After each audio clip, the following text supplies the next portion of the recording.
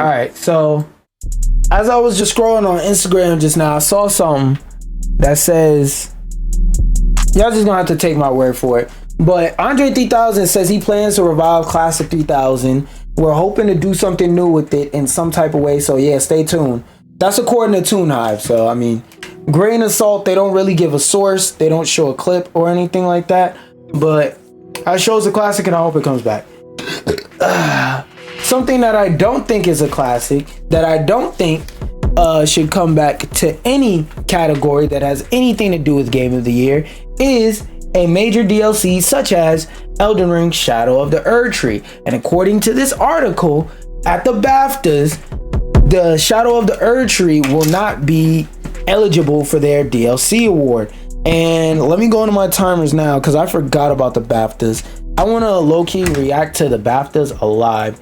So let me look up when they are. BAFTA 2024, yeah, unless it already passed. British Academy Film. No, BAFTA Gaming.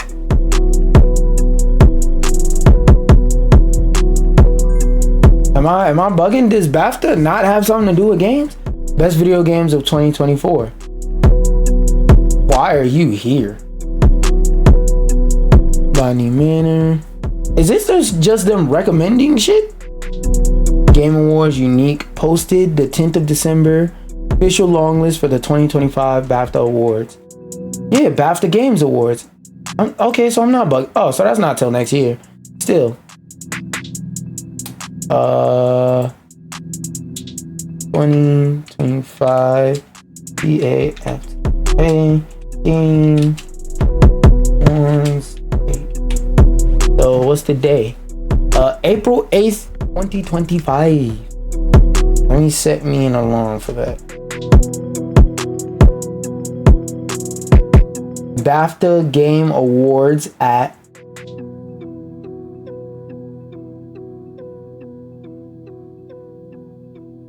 date and time. Yeah, but what time? Following the nominations, BAFTA members vote for. Yeah, I'm gonna just put question mark 00, and the alarm's gonna be set for 1. Where's April? April 8th. There we go. Scheduled an alarm, so I will be watching and reacting to that live next year, though. To get more into the topic of talking about what we are talking about, there's been plenty of debate around whether expansion should be considered award worthy, with the Game Awards in particular noting that they're eligible for their Game of the Year award category specifically.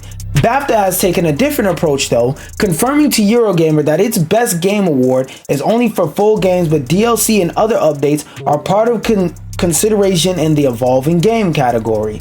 Our Best Game category specifically recognizes full games which have released for the first time in the past year. A BAFTA spokesperson told Eurogamer DLC along with other updates and enhancements made of it. Basically, this is them laying their groundwork, laying their framework, saying, hey, if it's DLC, basically you get put in a live updates for games category, but as for Game of the Year, you gotta be a completely newly released game, not a game expansion. And all games on the list were released between the 25th of November 2023 and the 15th of November 2024. Remasters are not eligible for consideration.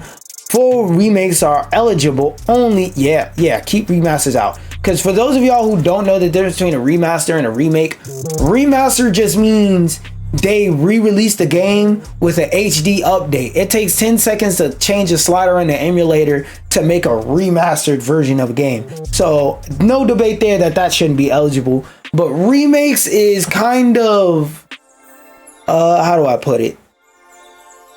It's kind of a case-by-case basis, because some remakes really don't do shit different from the original in a bad way, and some remakes really take the game and put a new spin to the same formula that you're already familiar with. So it, like I said, it's a case by case basis for remakes. I think about it. I think about it. I think.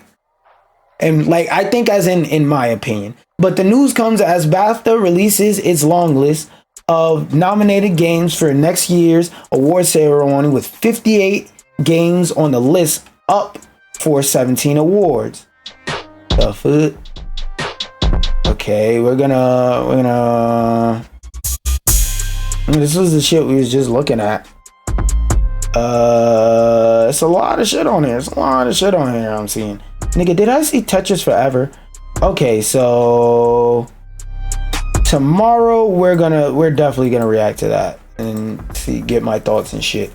But DLC is eligible as part of the evolving game category in certain craft categories. It's a noteworthy choice considering this week's Game Awards has Shadow of the Erdtree nominated in multiple categories, including Game of the Year. The Game Award... Oh, that's Windows fucking security. It's a noteworthy choice considering this week's Game Awards has Shadow of the Erdtree nominated... Wait, why did I start rapping? In multiple categories, including Game of the Year. The Game Awards did clarify to Eurogamer there has been no specific change in the rules this year, though the public announcement of DLC eligibility was only recently added to its website. Shadow of the Erdtree is currently a finalist in the public voted Players Voice Award against Black Myth, Genshin, Wuthering Waves, and Zenless Zone Zero. Oh, this was the shit I wanted to talk about, but I couldn't find a fucking article about it. So just because it's somewhat related, basically what happened is with this, there was a lot of complaints and a lot of turmoil because last week when I was voting for this, there was like 20 to 30 games nominated in this category for the Player's Voice category in terms of what games could make it for players, people like you and me, to vote for what game they saw up here that they liked. And there was a lot of complaints that most of it is are free-to-play games that basically inside the game they said, hey, if you go vote for our game on this Player's Voice game, we'll give you another couple spins on the good old RNG wheel. Now, if you're not familiar with these free-to-play games in particular, basically part of the gameplay loop is essentially getting people to gamble with real-world money. That's how a lot of mobile games make money. They get you to gamble. It's real-world money. Excuse me. They get you to gamble with real world money. So what they do is they'll say, oh, let's say on the slot machine, you only have 5 spins. They said, basically, if you vote for our game, we'll give you 6 spins today. We'll give you extra spin, extra pull, extra pack opening, whatever the equivalent for that game of spins on a virtual slot machine is. And a lot of people I've seen were clamoring and saying, yo, that's kind of not fair, because they are quite literally bribing people to vote for the game. I don't know how I feel about it, because like I look at it in this kind of way. On one hand, I can understand why people would say they're annoyed with it, because basically you're buying votes. But I also look at it on the other hand as not only is this a tactic that literally any other game could do by offering players in-game items if they do vote, and let's say after the Game Awards happen, whether they win or not, they could just say, hey, here you go, here's the item anyway. That was just so you could get it early.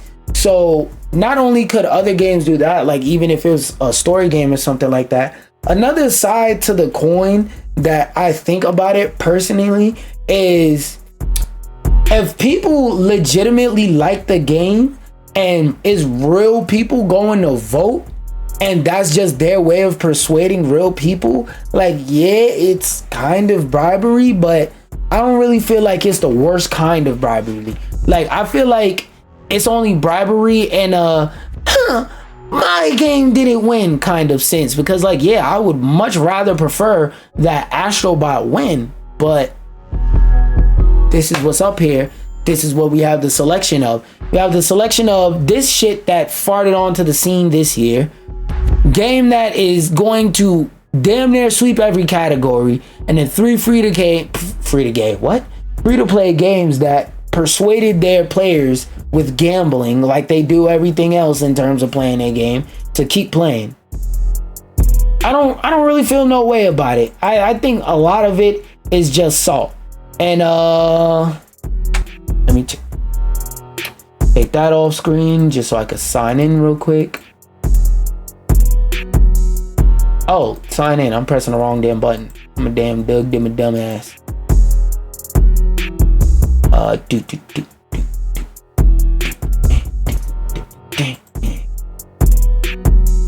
Out of these 5 games, no, this game don't even work. It's been a while since I played Genshin. You know I don't like Elden Ring. Zenless on Zero gets my vote. Because out of these options, to me, it's the best, but it's not the best out of everything. So yeah, that's my vote and my take on that situation. But taking my thoughts and attention from that situation back to how the BAFTAs will avoid this type of scenario going on. Started a sentence with a conjunction. It's long list. 10 are up for best game. Animal Well, Astro Bot, Balataro, Black Wukong, Call of Duty Black Cock 6, Helldivers 2, The Legend of Zelda Echoes of Wisdom, Metaphor Refantasio. Thank goodness you're here. Never even heard of that shit. Space Marine 2. I don't know. That was just a convenient example. Space Marines isn't actually a sleeper. Oh, I've seen this game. I just haven't played it. Damn, the full game is 2 hours? 2 hours? I'll give it a try then. This might be tomorrow's stream. That might be tomorrow's stream. I'll see how much it costs on damn Google and whatnot. I mean, my dumbass said Google. See how much it costs on Steam or whatever.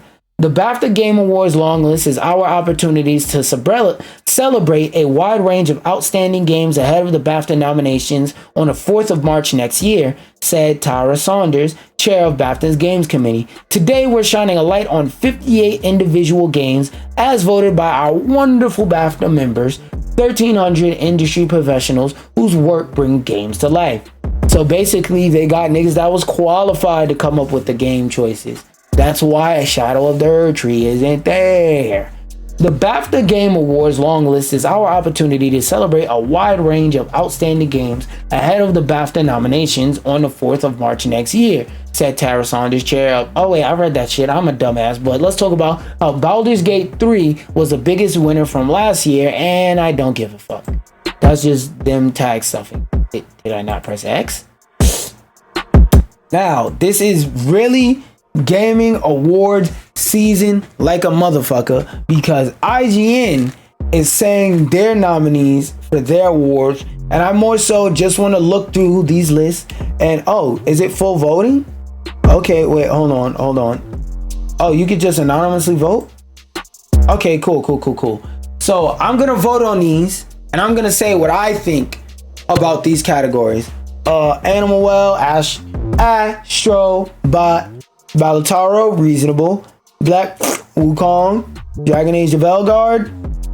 It doesn't look like a bad game. I haven't personally played it, but no. Final Fantasy VII Rebirth has a chance, but I don't really think so. Helldivers 2 has a chance. Indiana Jones. It's not a bad game. You know, now that the game is out, I'm seeing the actual marketing for the game. I'm seeing a lot of reviews for the game. People are saying it's amazing. People are saying it's cool. And I think we even have an article later on about it. So I'm not going to shit on this game till I see some gameplay and maybe play it a little bit. But no, not for me. Infinity Nikki. I like Infinity Nikki. But that shit is not a Game of the Year contender. Metaphor. Haven't played it, but niggas will crucify me if I say it isn't. Prince of Persia: The Lost Crown. Actually, enough people are going to vote for Astrobot. Prince of Persia: The Lost Crown. Silent Hill, no. The Rise of the Golden Idol, never heard of it. Other, no. I'm gonna vote for that. Give that some more votes. For best game, for best movie of 2024, skipping that because I really don't care. Best TV show, Agatha All Along was a banger. I haven't seen Arcane season 2. I don't know if I ever will. Baby Reindeer, don't know what that is. Fallout wins. Doesn't matter what else is up here, but I'm gonna read it. House of Dragon season 2, no. Shogun, no. The Boys, no. Penguin, I haven't seen it, but it's probably a strong contender. Fallout, Don't even have to watch the Fallout series to watch that show and understand that it's great. Best anime, not qualified. Best comic book graphic novel. I love comic books and graphic novels. It's been a while since I've actually read them, not qualified. Best horror movie of 2024. Alien Romulus, not qualified. Sci-fi, not qualified. RPG, Dragon Age of Elgar, damn sure not Dragon's Dogma 2. Final Fantasy Rebirth, not qualified, probably Metaphor. Horror game, I don't play a lot of those, but it's probably gonna go to Mouthwashing or Silent Hill. Slitterhead looked like a banger ass game, but I just haven't found the time or care to play it. Best action adventure game, Black Cock Wukong, no. Indiana Jones, it's possible, but I don't think so. Prince of Persia: The Lost Crown. Come on now. Rise of the Ronin. I'm surprised this shit got nominated for anything anywhere, my nigga. This game came out, nobody cared, bruh. Nobody cared. This game is legit since 2020, one of the only games that is still a PlayStation exclusive. It did drop this year, and I don't think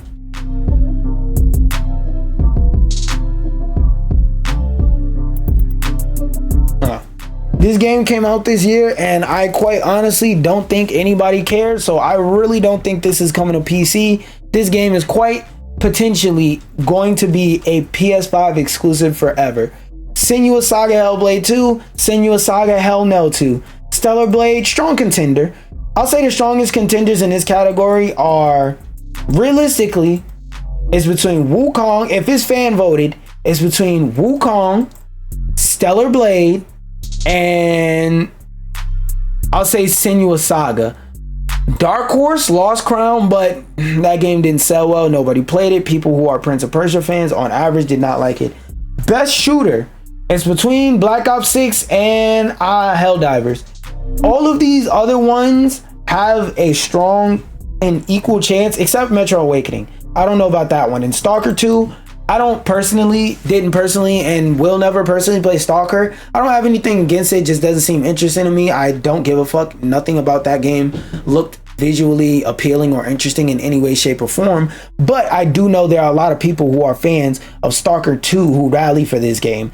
So the only one I know definitively is not gonna win is Metro Awakening. And even though I enjoyed Space Marines 2 more, I'm being realistic here, and I Am Your Beast, that's a hidden gem.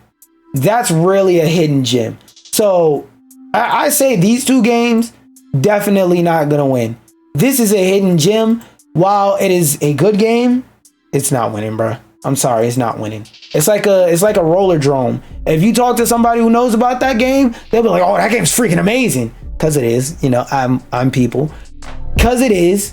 But if you talk to the general average person who is a part of the greater or even like the mid-core fans of gaming, they're gonna be like, "What the fuck is I Am Your Beast? Is that a game where you transform into a monster?" No. But fanfare wise is between Helldivers and Black Ops 6, because Black Ops 6 is genuinely good this year.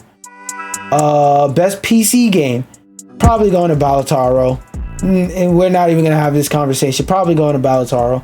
Best PlayStation game, it either goes to Astrobot, Helldivers, or Stellar Blade. I'm leaning towards Astrobot because when you say PlayStation game for this year, that's the game that people think of. Even though technically Stellar Blade for now is still an exclusive, people think Astrobot. Helldivers 2 is more of like a PC game in most people's eyes because that's the most popular platform. But for best Xbox game, probably Black Ops 6. Indiana Jones is a dark horse, I think. And Hell No Saga. Nah. Best Nintendo game, L'Oreal, and I don't play Nintendo games, so I don't know. But just going off the guess, this Unicorn Overload, no matter how good it is, this shit is not in the running because I never heard of it. Neither is this one. Paper Mario, Jamboree, and Legend of Zelda. And being that the Legend of Zelda is the most recent, I'll give the edge to that, but Mario Party Jamboree also has an equal chance. Best DLC is Shadow of the Earth Tree up here. Yeah, that's not even a conversation, not even a debate. We know who's gonna win that one. Best live service, Diablo 4, Final Fantasy 14, Final Not Your Final Bill 14, when you get that monthly payment charged to you, Fork and a Knife, Helldivers, the second one, Power World, I want Power World personally, Stardew Valley. I think personally this is a very, very up in the air category because all of these games have very strong fan bases that have either been maintained or strengthened throughout the year. And because of recency bias, I would give an edge to Power World. But I don't know. This is a really up in the air category. And yeah, those are my thoughts on the IGN Awards. And now let's talk about my thoughts on the game industry being scared to drop their game because they don't know when Grand Theft Auto is going to drop theirs. The Grand Theft Auto development team are the most colored people to ever operate on CP time. Because not only are they late on delivering a new Grand Theft Auto game, they don't know when they're coming and their arrival is important.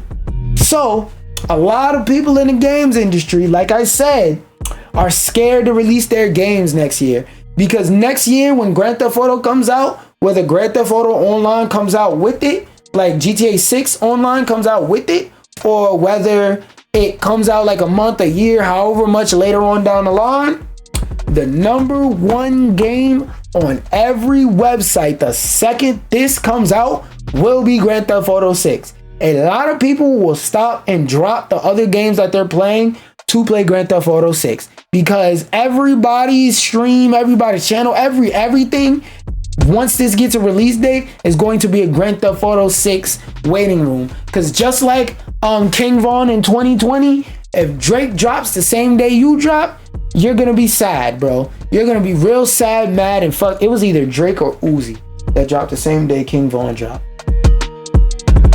Whoever it was, if a major artist dropped the same day as you, and you're not a Drake or something, you wanna move your project over a week or a week after or a week before, because you know once Drake or whoever that major artist is drops music, most people are gonna be listening to his shit over your shit.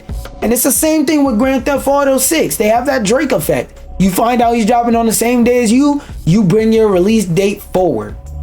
And boom, boom, boom. Let's read more into the article about how Grand Theft Auto not announcing a solid release date is causing a lot of developers as a result to naturally, publishers are doing their best to stay away from GTA 6's release window. Bloomberg's Jason Schreier reports that several, I think I pronounced that right, competing game publishers are holding out on announcing firm release dates for the fall to do their best to avoid competition with Grand Theft Auto 6. Like the rest of us impatiently waiting, they wonder if GTA 6, which has already missed all of its previously announced deadlines, external and internal, will be delayed to 2026. This would be the second Grand Theft Auto game in a row that was delayed past its original release window. Grand Theft Auto 5's originally was slated for early 2013 release before being delayed 4 months to September 2013. GTA 5 is a massively ambitious and complex game, and it simply needs a little more time, a little more polish, to be more of the standard we, and more importantly you, required, they said at the time, and many, including myself, are expecting the same thing any day now about Grand Theft Auto 6.